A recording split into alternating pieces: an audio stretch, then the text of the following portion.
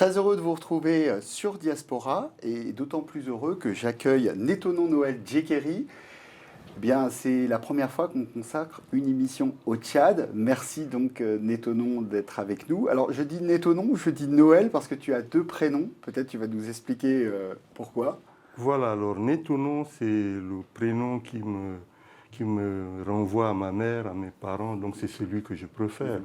Et Noël, c'est mon prénom de baptême. Voilà, donc il faut expliquer qu'à un moment de l'histoire du Tchad, le président a imposé en quelque sorte des prénoms non chrétiens. Donc il fallait que toutes les familles aient à la fois peut-être un nom de baptême, le tien Noël, mais qu'ils aient aussi un nom qui les rattache à l'histoire du Tchad. Voilà, alors c'était sous Tomalbaye et à un moment donné, Tomalbaye a emprunté à Mobutu, qui était à l'époque président du Zaïre-Congo, et qui avait décrété en son temps la révolution, le retour à l'authenticité africaine. Et Tomalbaye s'en est inspiré et a imposé aux Tchadiens de se trouver un nom du pays. Voilà. Et Netonon, ça fait partie de la famille de la langue Sara, et ça veut dire quoi? Alors, Netonon, ça vient du Ngamba et qui fait partie de la grande langue des Sara, et ça signifie il y a un mystère, il y a quelque chose de mystérieux dans la vie. Il y a quelque chose de mystérieux dans ton œuvre, Netonon, qui est une œuvre sublime. Tu es l'un des plus grands écrivains tchadiens et tu es basé en Suisse. Alors nous, évidemment, dans Diaspora, ça nous fait tilt. Il y a une diaspora importante tchadienne en Suisse ou même africaine. Comment ça se passe? Il y a une importante diaspora africaine, mais la diaspora tchadienne en Suisse, elle est réduite à sa portion congrue. Ce n'est pas la plus nombreuse. Oui. C'est pas la plus nombreuse. Il y a quelques fonctionnaires internationaux, puisque Genève, c'est le siège des Nations Unies. Et puis, il y a nous autres qui nous sommes expatriés, soit pour les études, et puis on a pris racine, on a fait des enfants, etc. Mais il y a une communauté relativement importante, je pense que on doit compter entre 100 et 200 âmes. Est-ce que c'est différent d'appartenir à la diaspora africaine en Suisse ou en France, que je sais que tu connais les deux pays? Il y a, de ton point de vue, des différences? Je pense quand même qu'il y a des différences. Il y a quand même des différences parce que l'histoire des gens qui nous accueillent n'est pas la même. Les Suisses se prévalent de n'avoir jamais eu de colonie. Il n'y a pas eu de colonie. Et donc, ils ont un regard un peu différent sur nous autres. Quoique, maintenant qu'on gratte un peu dans l'histoire de la Suisse, on se rend compte qu'il y a eu des Suisses qui ont et financé la traite négrière et financé la colonisation. Je citerai au passage que l'un des plus riches colons d'Algérie, un certain Borjo, était d'origine suisse. Voilà. On va peut-être faire un petit panorama de ton œuvre, alors qui est multiple, parce que là on va montrer des romans, mais tu as évidemment écrit du théâtre, une première nouvelle d'ailleurs qui avait été publiée par RFI et qui t'a fait connaître. Premier roman peut-être 1999 avec Sang de Cola. Donc ça c'était aux éditions L'Harmattan, cet ouvrage. Chronique tchadienne, on était en 2008. 2011, Mosso, alors que c'est un livre que j'ai particulièrement aimé. Tu peux nous en dire quelques mots de Mosso? Alors, Mosso, c'est l'histoire en fait d'une jeune femme qui s'appelle Dendo et dont le mari se fait projeter par deux inconnus turbanés sous un camion qui descendait une pente. Aucune chance de s'en sortir. C'est ça, et elle va essayer de mener une enquête. Voilà, et dans la grande tradition tchadienne, on lui propose d'accepter la dia. La dia, c'est quelque chose qu'on donne en compensation, voilà. Et qu'elle refuse. Elle dit non, moi je veux connaître la vérité sur la mort de mon mari. Et cela va l'entraîner à se prostituer depuis le Tchad. Et puis, elle va mener son enquête qui va l'emmener en fait jusqu'en Suisse. Jusqu'en Suisse, donc c'est vrai que c'est un livre qui nous permet aussi de comprendre aussi cette double identité, et puis qui dénonce aussi les trafics d'êtres humains, qui fait aussi de toi un auteur féministe, parce que tu mets ça en avant, et on est en 2011. 2019, eh bien, on voit cet ouvrage qui est Au petit bonheur, la brousse. Voilà. Même exercice, quelques mots pour donner envie. Alors, au petit bonheur, la brousse m'a été inspiré par une histoire que j'ai vécue personnellement, c'est-à-dire que j'ai 2 fils. Et l'aîné, dès qu'il a su parler, il n'a eu de cesse de me demander de l'amener en Afrique. Et puis pour diverses raisons, parce que le pays n'était pas calme, il y avait la guerre civile un peu partout, j'ai toujours repoussé cette échéance-là. Et puis une fois, j'ai eu un de mes cousins qui est médecin, qui est arrivé chez moi et qui a lancé comme ça, sous forme de boutade à mon fils, « Écoute, tu viens me voir quand ?» Et le fiston de répondre, « Écoute, moi je veux bien aller tout de suite, mais il y a papa qui est tout le temps en train de me dire d'attendre. » Donc mon cousin, qui se prénomme aussi Noël, lui a dit, « Écoute, je vais t'envoyer un billet et tu vas me rejoindre au Tchad. » Et donc, moi, j'ai pris mon gamin en Suisse, on a pris le TGV, on est arrivé à Roissy. Je l'ai confié à une hôtesse de l'air, il avait 12 ans, et je suis reparti prendre mon TGV pour Genève. Et c'est dans le TGV pour Genève que je me suis dit, mais quelle bêtise tu viens de faire, tu envoies comme ça ton fils dans un pays qu'il ne connaît pas, dans un pays en guerre, vers des gens qu'il ne connaît finalement pas, alors que tu aurais dû être avec lui pour lui raconter l'histoire du pays, lui présenter les gens, etc. Et c'est à partir de là que j'ai imaginé en fait un petit garçon tchadien, né de parents tchadiens en Suisse. Son père était diplomate à l'ambassade du Tchad en Suisse, et le père se fait rappeler et toute la famille suit. Et donc ce gars arrive à N'Djamena avec ses parents se font arrêter depuis l'aéroport et disparaissent dans la nature.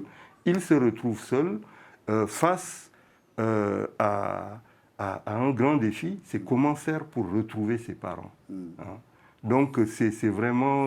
Je voulais que tu en parles vraiment un peu longuement, parce que c'est un peu cahier d'un retour au pays natal, à toi, et c'est vrai que dans l'émission Diaspora, on aime évidemment creuser ces doubles identités, ces retours au pays, et là c'est une histoire vraiment très singulière, très originale, et on conseille à tout le monde Au petit bonheur, la brousse. Et ton dernier ouvrage, Né ton nom, c'est... Alors le titre est magnifique, hein, Il n'y a pas d'arc-en-ciel au paradis. Et ça traite notamment de la question de l'esclavage, de la traite. Enfin, c'est un ouvrage très riche qu'on conseille vivement. Et on vous laisse le découvrir. Et on va essayer de mieux te connaître. On va simplement ouvrir ton album photo. Voilà.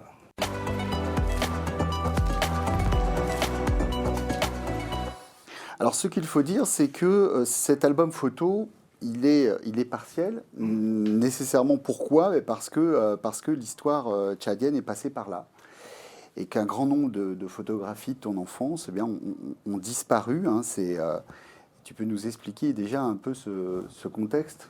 Alors, en 1979, j'étais étudiant à l'université du Tchad à N'Djamena quand un certain Hissène Habré a déclenché un coup d'État qui allait déboucher sur une guerre civile. 1979. 1979. Et donc, moi, je me suis enfui de la capitale avec juste ce que je portais sur moi. Et donc, une grande partie de mes papiers et mes premiers manuscrits même ont été pillés ou brûlés à cette occasion-là. Et c'est pour ça que j'ai très peu de... C'est toute une mémoire, en fait, voilà, qui s'est effacée, la mémoire visuelle, et puis mémoire, évidemment, dans les écrits, hein, parce que tes premières œuvres, finalement, tu n'as jamais pu les publier. 1969, tu as, allez, on va dire, une douzaine d'années, sans doute la première photo de toi. Voilà, donc c'est la plus ancienne photo que j'ai de moi. C'est une photo, je me rappelle très bien, mes parents étaient déjà divorcés, et donc j'étais pris en charge par une belle-mère.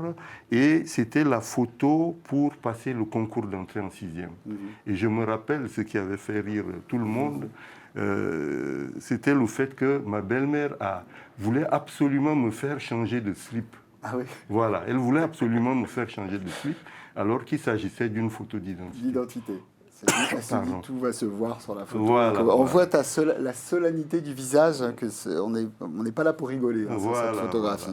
Tu as eu, alors, très belle cette photo. On rappelle que tu es né à Moundou, hein, dans le sud du Tchad. D'ailleurs, le décor derrière nous, c'est Moundou, c'est l'hôtel de ville de Moundou. 1973, alors, encore une superbe photo en noir et blanc.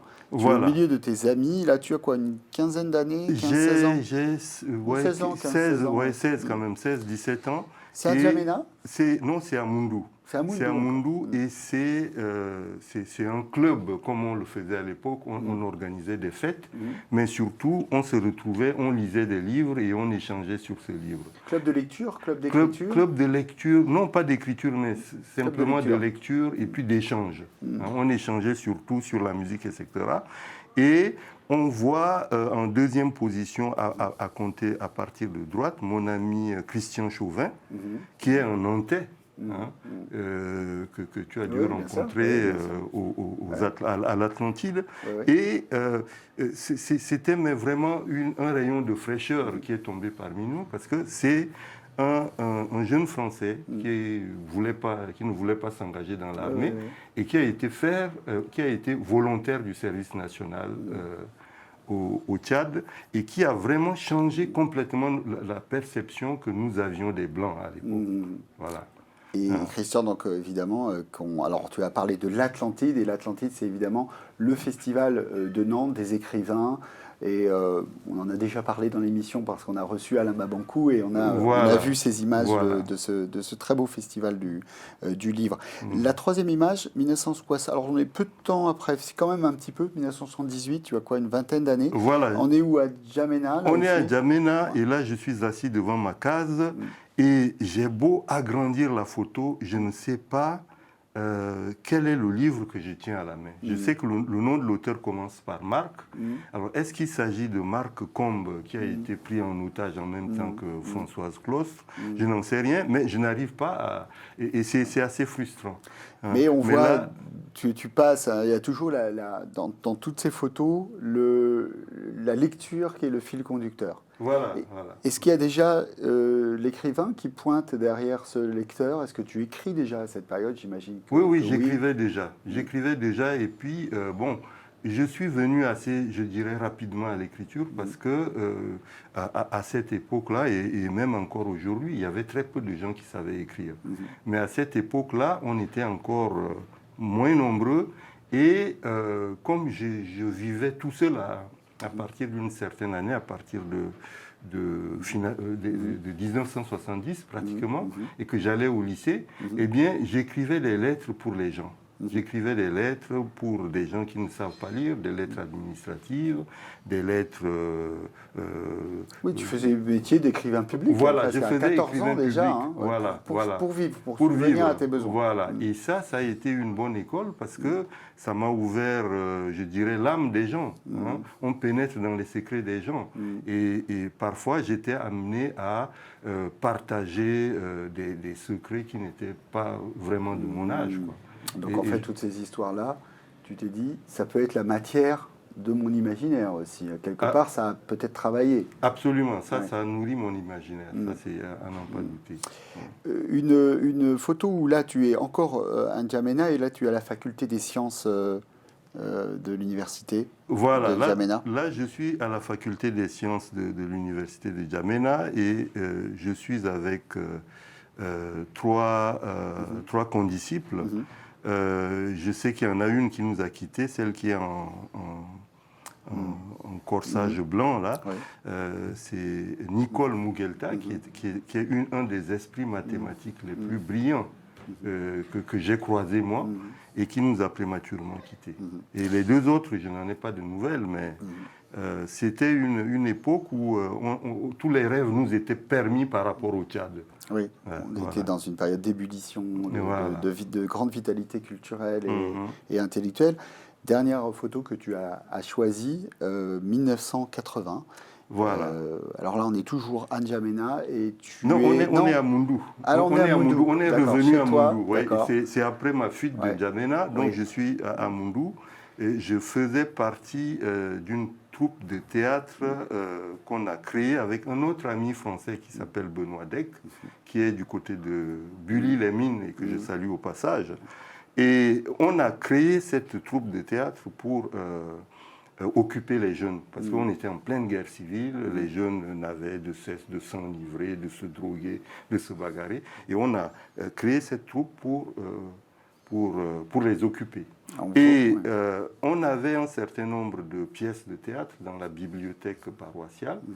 On avait fini de jouer toutes les pièces africaines et il nous restait Phèdre et puis des pièces occidentales qui n'avaient pas beaucoup qui ne faisaient pas beaucoup sens pour les gens sur place. Et donc mon ami Benoît Deck m'a dit, mais toi qui écris des nouvelles, écris-nous des pièces. Alors j'ai pondu coup sur coup 2 pièces, Bois mon cher ami Bois, qui traite de l'alcoolisme, et Goudango ou les vicissitudes du pouvoir, qui est une pièce beaucoup plus politique. Et beaucoup plus engagée. Beaucoup plus engagée. Et là, cette photo me montre le jour où on était derrière moi, on montait l'estrade pour jouer ta deuxième pièce. Voilà, et on voit que l'écriture, vraiment, tu en fais un outil, j'allais dire presque à la fois alors de survie personnelle à un moment de ta vie, de subsistance personnelle à un moment de ta vie, et ensuite un moment de résilience collective. C'est un des fils conducteurs en fait de ton œuvre qui est toujours en prise avec la société. Alors c'est justement notre rubrique qui est consacrée à cela, c'est la rubrique solidaire. On va voir quelle association tu as choisie.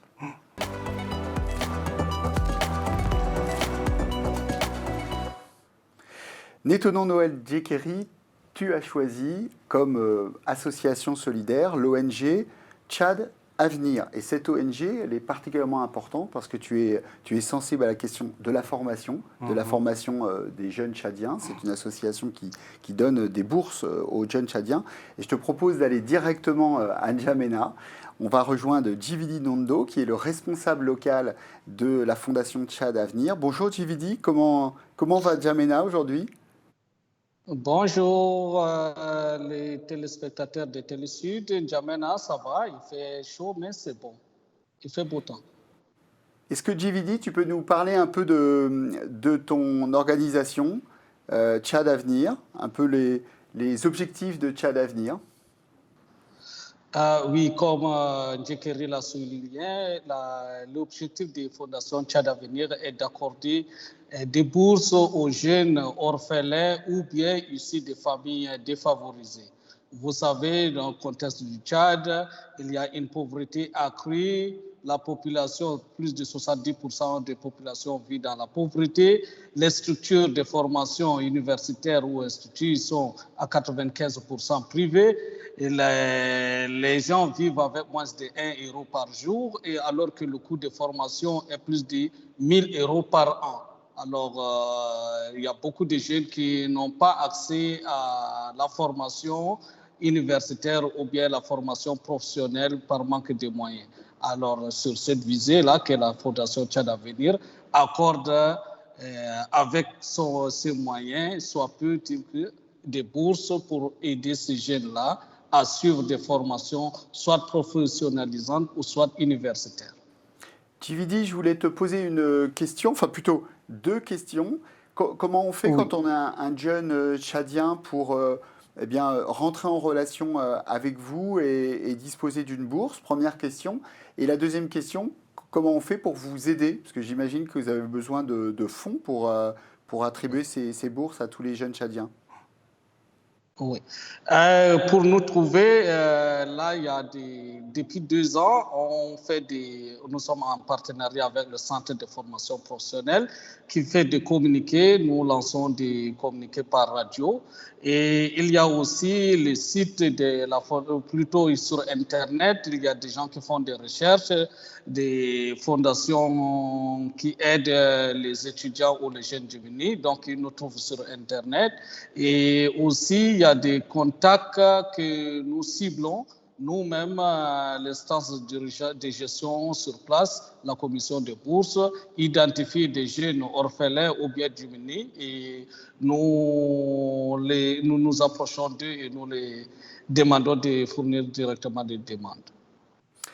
Et pour nous aider, oui, la question pour nous aider, il y a souvent, bon, si vous tapez sur Google Fondation Tchad Avenir, les gens peuvent faire des transferts. Il y a le conseil de fondation est à Genève et il y a la banque, numéro de compte bancaire. Ceux qui veulent, ils peuvent prendre contact directement avec nous pour que nous puissions leur fournir des éléments nécessaires pour qu'on puisse nous aider. Merci beaucoup, JVD. Merci d'avoir pris ce temps pour présenter le Tchad Avenir. Et puis, bravo pour cette très belle initiative. Et on en profite pour dire bonjour à tous les Tchadiens, évidemment, qui nous regardent au fil des semaines. Merci, JVD. Bonne journée. Merci, JVD. Bonne journée. Bonne journée à vous. Et on va passer à la rubrique Made in Africa.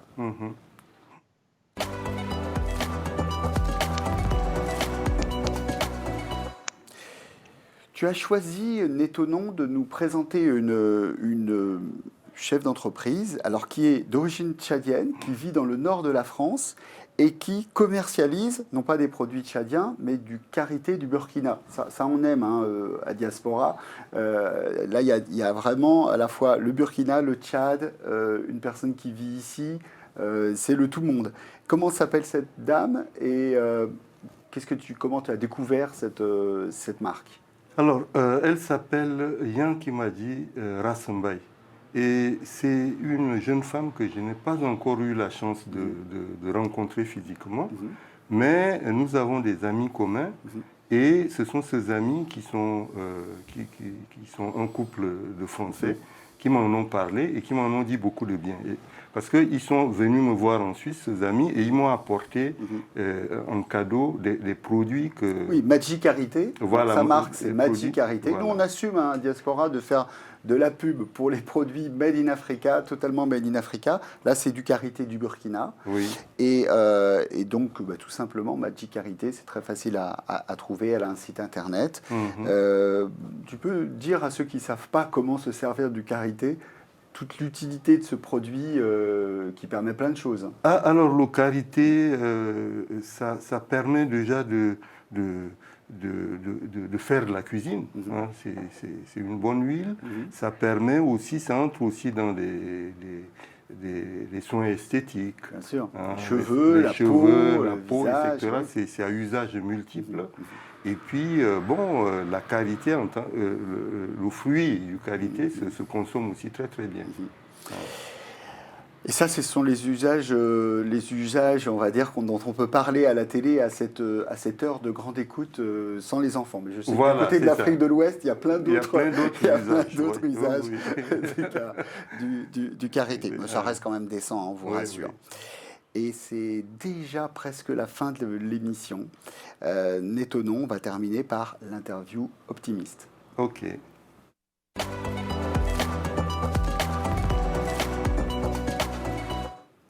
Netonon, quel est le lieu où tu aimes te ressourcer ? Alors, le lieu où j'aime me ressourcer, c'est vraiment la pleine nature. Hein, et souvent, en tant que bon sahélien, j'aime bien avoir de l'eau à côté. L'eau, ça a un pouvoir comme ça rassurant pour nous qui venons des pays secs. Alors, je comprends pourquoi tu es en Suisse, parce qu'en Suisse, tu as à la fois cette forêt elle est suisse, et tu as aussi des jets d'eau partout. On t'a mis là, comme illustration le jet d'eau du lac de Genève, qu'on va voir sur la photo prochaine. Voilà. Et vous voyez, hein, ce jet d'eau, j'adore ce jet d'eau, et je vais souvent me promener dans le jardin anglais qui n'est pas loin de là. Et j'aime beaucoup quand le jet d'eau piège comme ça des arcs-en-ciel. Je dis c'est un piège à arc-en-ciel. Hein, parce qu'il arrive qu'on voit 2 à 3 arcs-en-ciel qui apparaissent le long du jet d'eau. Là, tu es rassuré, il y a suffisamment d'eau en Suisse. Hein. Oui, il n'y a pas de souci. Absolument. Alors, j'allais dire sans transition, mais non, il y a bien une transition. Est-ce que tu as un objet fétiche et quel est-il ? Alors, mon objet fétiche, c'est je pense que nos amis téléspectateurs le reconnaissent. Bien au centre du... Voilà, c'est un baobab miniature. Ouais. C'est un baobab miniature que j'ai à côté de mon bureau. Enfin, j'ai bien en vue du coin où j'ai l'habitude d'écrire. Et ça m'a encore rendu un service récemment lorsqu'il a fallu apporter une grande modification à mon dernier roman, Il n'y a pas d'arc-en-ciel au paradis. J'ai écrit ce livre en utilisant un terme pour désigner l'Afrique subsaharienne. J'ai d'abord utilisé le terme de Soudan, et après le terme de Négrici. Et ce sont tous des termes qui renvoient à la couleur de peau. Et ça me gênait. Je n'étais pas confortable avec ces deux termes-là. Et en discutant avec une amie et consoeur, Léonore Miano,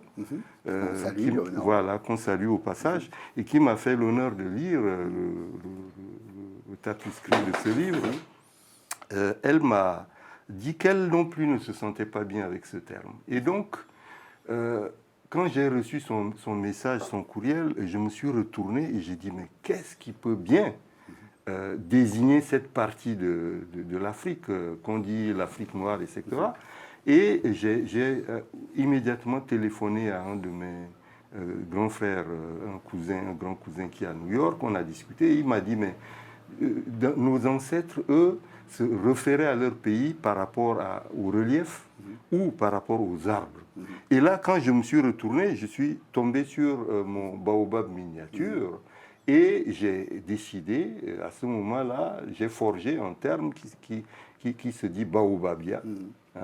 Et c'est ainsi que je désigne l'Afrique subsaharienne dans ce roman. Et c'est un petit objet qui est toujours en lien, qui te permet d'être toujours en lien avec l'Afrique. Avec l'Afrique et avec le Tchad. Voilà. Merci beaucoup Netonon Noël Djekeri d'avoir fait ce passage par les plateaux de Télé Sud. Bon retour en Suisse, plus tard au Tchad. Et puis j'aimerais donc remercier pour l'ensemble de l'équipe qui m'a aidé à préparer l'émission. Marie, Delphine, Sabir, Lucie, André, enfin toute l'équipe, j'en oublie tout le temps à chaque fois. Mais on termine toujours par une chanson qui est une chanson choisie par l'invité. Et tu vas nous dire, donc, cette chanson, je crois que c'est quelqu'un que tu connais bien, qui est l'un des porte-flambeaux de la musique tchadienne, oui. C'est ça. Il s'agit de Ingamadi Mujos. Et la chanson, c'est Beglo. Beglo, c'est-à-dire aux temps anciens, le pays aux temps anciens. Et je crois qu'en fait, il est aussi de Moundou comme toi. Voilà, il est aussi de Moundou comme moi et c'est un cousin. Voilà. C'est en plus un cousin. Merci beaucoup. Merci beaucoup, à vous. Merci à toi, François, et à toute l'équipe. Et on rappelle ton livre, Il n'y a pas d'arc-en-ciel au paradis. Netonon Noël Djekeri.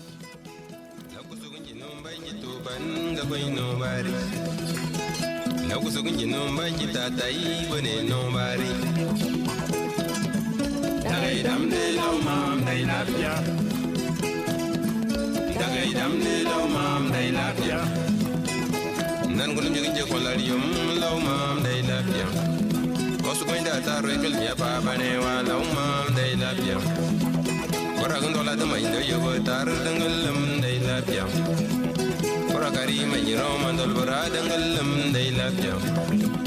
Jedale Ten Baju Windem